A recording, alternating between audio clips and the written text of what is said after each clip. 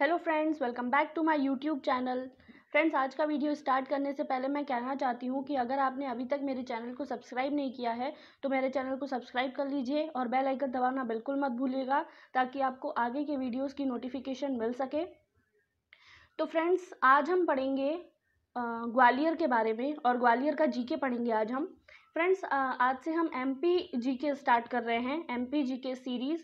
और इसमें हम टॉपिक वाइज एमपी का जीके पढ़ेंगे, मतलब कि मध्य प्रदेश का जीके पढ़ेंगे। तो फ्रेंड्स, आज हम ग्वालियर का पूरा जीके पढ़ेंगे कि ग्वालियर का सामान्य ज्ञान क्या है और आपको क्या क्या याद रखना चाहिए आपके अपकमिंग एग्ज़ाम्स के लिए या फिर किसी भी एग्ज़ाम के लिए। तो आपको ग्वालियर का कौन कौन से क्वेश्चंस याद रखने चाहिए जो जीके में इम्पॉर्टेंट हैं, आज हम वही पढ़ेंगे।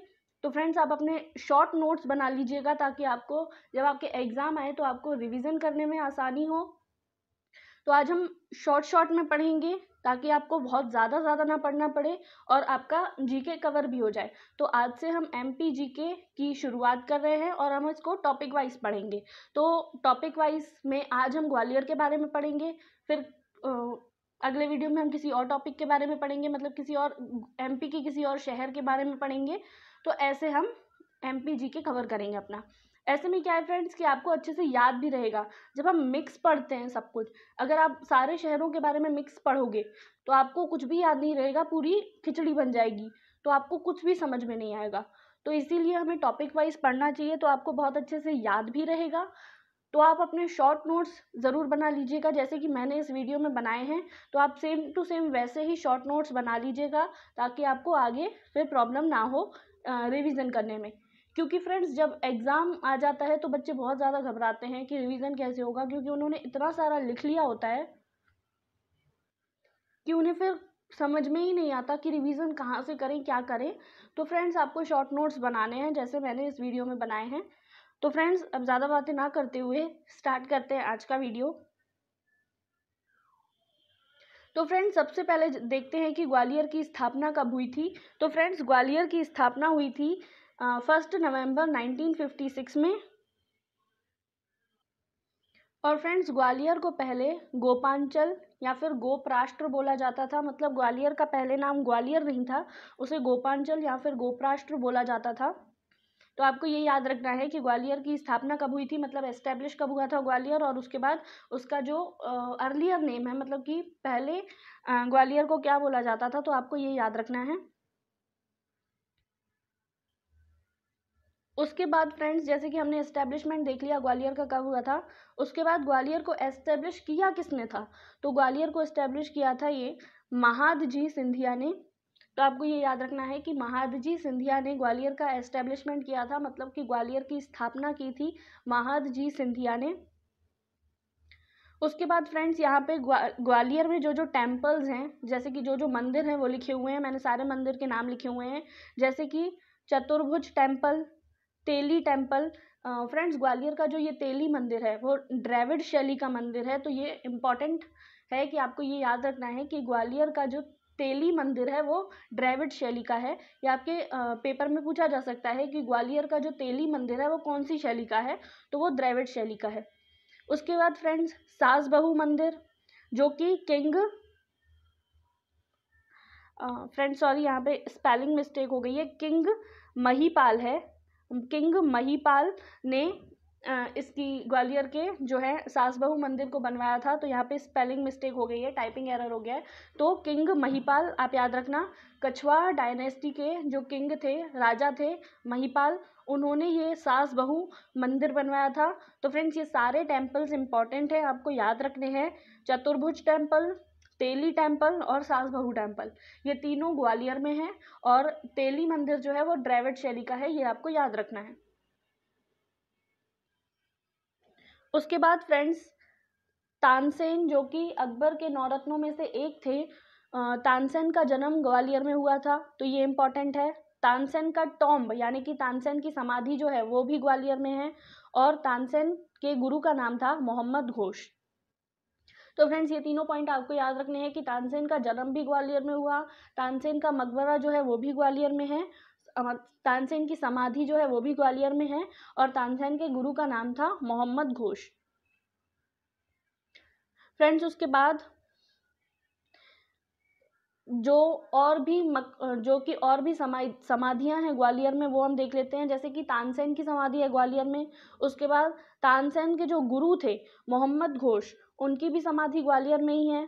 फिर फ्रेंड्स रानी लक्ष्मीबाई की समाधि भी ग्वालियर में है। फिर हस्सू खां और हद्दू खां, इन दोनों की समाधि भी ग्वालियर में है। तो ये आपको ये इम्पॉर्टेंट है कि ग्वालियर में कौन कौन से टॉम्ब हैं, यानी कि किस किस की समाधि है, तो ये आपको याद रखना है। जैसे कि तानसेन के गुरु की मतलब मोहम्मद घोष की, रानी लक्ष्मीबाई की, हस्सू खां और हद्दू खां, मतलब कि यहाँ पे 5-6 समाधियाँ ये हैं, तो आपको ये याद रखना है।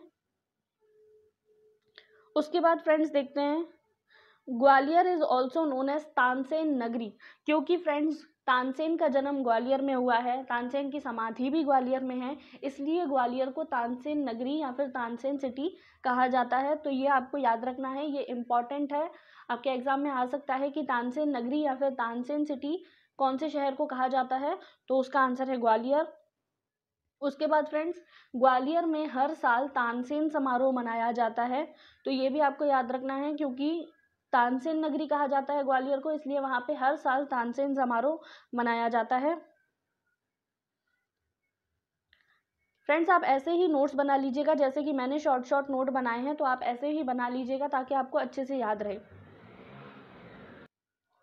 तो फ्रेंड्स अब यहाँ पे लिखा है कि पीपल बॉर्न इन ग्वालियर, मतलब कि और किस किस का जन्म जो है ग्वालियर में हुआ है, जो फेमस पर्सनालिटीज़ हैं जिनको आपको याद रखना है, जिनका जन्म ग्वालियर में हुआ है, जो आपके एग्जाम में आ सकती हैं।